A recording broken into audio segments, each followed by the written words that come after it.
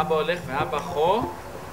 הוא לא חסר, זה סוכר. אבא הולך ואבא חו. איפה את עכשיו מרגישה שאבא חסר לך? בבוקר ובערב ובצהריים ובלילה. ובערב.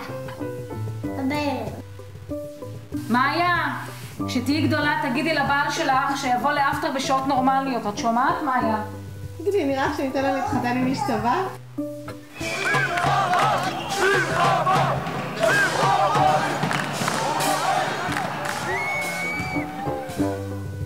מעכשיו את כבר לא צוף, את רב סרן ביטון. סרן? כן.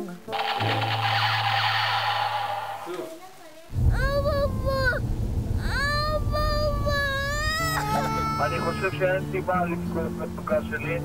אני יודע שאת רוצה שאני אבוא הביתה. את זוכרת שלימדתי אותך לרכב על אופניים? אז אולי נמשיך את זה מחר. תאמיני לי, כואב לי הלב. כואב לי לאמא שלך הלב, שאני שומע אותך ב9, עוד לא הגעת הביתה. והילדים שלך שם עם מטפלות, מה זה? יוסי לא צריך לפרוש ולא צריך להשתחרר. יוסי גבר. הוא לא צריך לעזוב, אני לא צריכה לעזוב.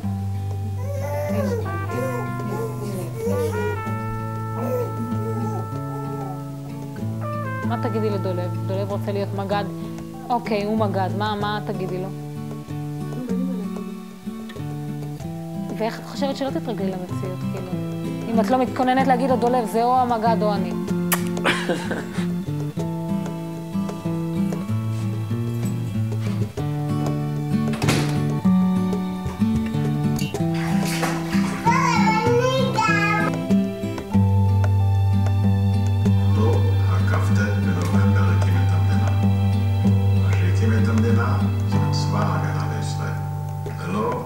צבא הגנה לישראל, המדינה לא הייתה קמה ולא הייתה מתקיימת.